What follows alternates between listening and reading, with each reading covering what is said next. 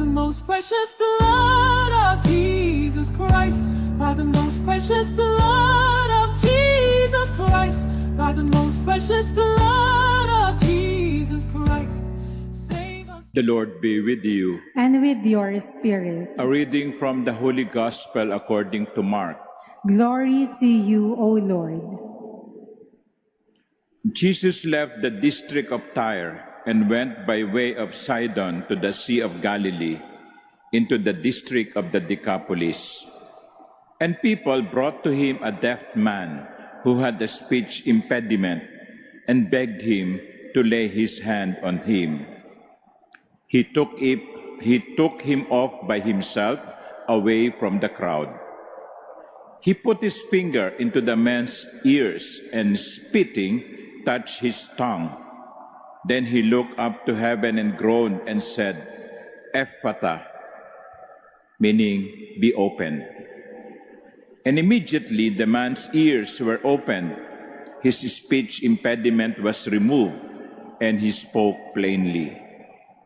He ordered them not to tell anyone. But the more he ordered them not to, the more they proclaimed it. They were exceedingly astonished, and they said, He has done all things well. He makes the deaf hear and the mute speak.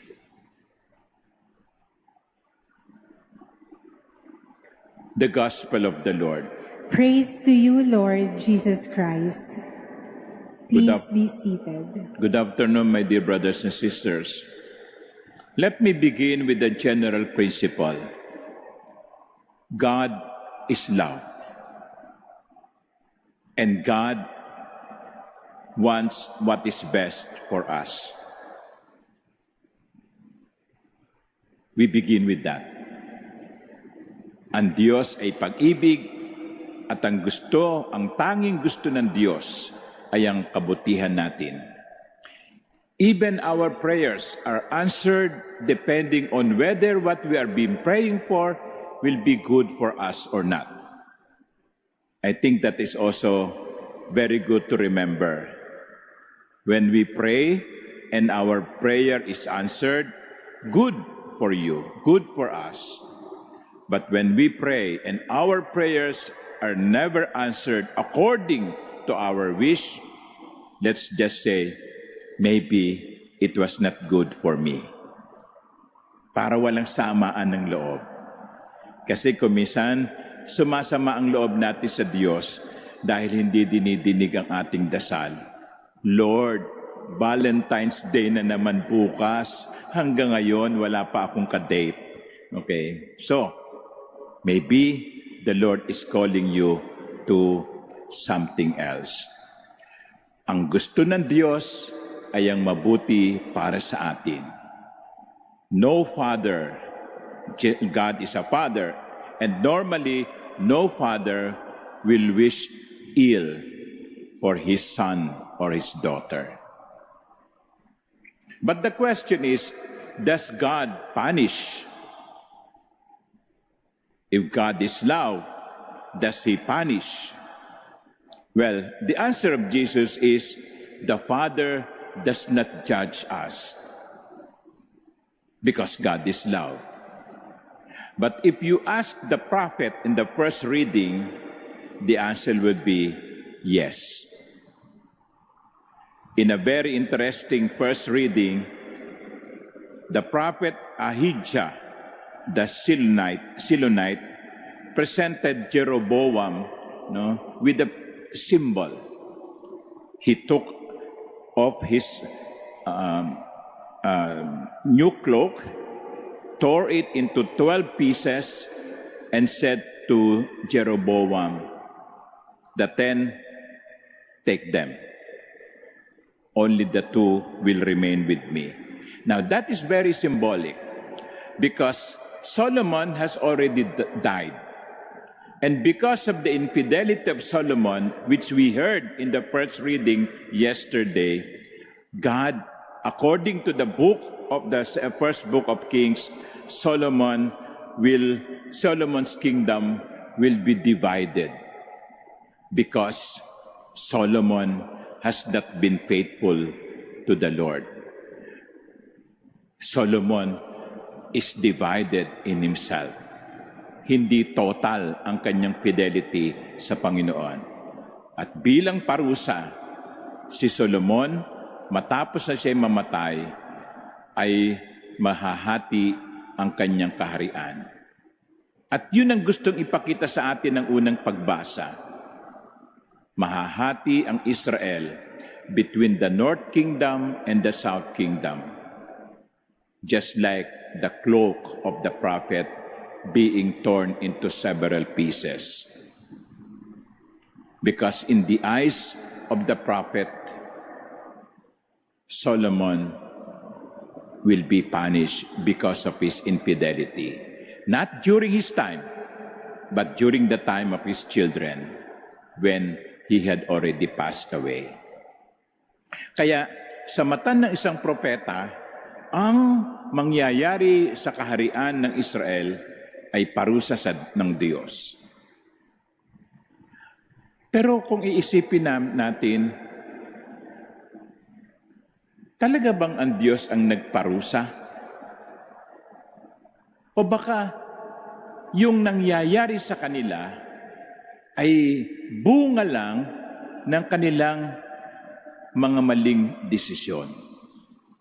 Because sometimes it is very easy for us to blame God when something bad happens to us, happens to our loved ones, happens to other people. Pinarusahan ka ng Diyos. Tama ba naman yun? Kung yung ginawa mo ay nagbunga ng masama, bakit mo ito ipapasa sa Diyos? Sinasabihan ka ng doktor, mag-diet ka, no? Sinasabihan ka ng doktor, mataas ang kolesterol mo, bawasan mo ang pagkain ng karne. Pero hindi ka nakikinig. Pagkatapos na-stroke ka, sasabihin mo, pinarurusahan ako ng Diyos. Anong kinalaman ng Diyos doon? Ikaw ang gumawa ng mga desisyong mali. Sa buhay natin, marami tayong mga desisyong hindi tama. Masama. Kaya kung ito'y magbunga ng masama, walang ibang pwedeng sisihin kundi ang sarili natin. Because I will go back to the first principle, the general principle, God is love. And God will always will only look for what is best for us. If bad things happen to us, others may be blamed, but not necessarily God. Kasi dito itinuturo sa atin, hindi tayo pwedeng tumalikod sa Diyos. Hindi tayo pwedeng tumalikod sa Diyos nang hindi natin haharapin ang kaparusahan nito. I think I always give this example. Right now, I am facing the light and my face is lighted. If I turn back towards the light, pag ang tingin ko'y madilim, hindi ko pwedeng sisihin yung liwanag. Ako ang tumalikod Tumalikod ako sa liwanag. Kapag tumalikod tayo sa Diyos at hindi maganda ang nangyari sa atin, hindi natin pwedeng sisihin ng Diyos. Tayo ang nagdesisyon na lumayo sa Diyos. Yan ang ginawa ni Solomon. Sa kabila ng kanyang karunungan, sa kabila ng kanyang mga pagpapalang tinanggap, sa kabila ng mga maraming tanda ng pag-ibig na ipinakita sa kanya ng Panginoon, nagawa pa niyang tumalikod sa Diyos. At ang consequence ng maling desisyong yon ay dapat niyang harapin. So this is what we should be praying for in this Eucharist. Lord, give me the grace to listen to your voice. Sabi nga natin sa Salmo Responsorio, I am the Lord your God. Hear my voice.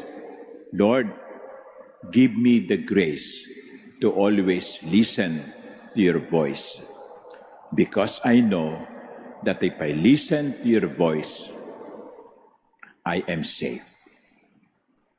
Amen. By the most precious blood of Jesus Christ, by the most precious blood of Jesus Christ, by the most precious blood of Jesus Christ.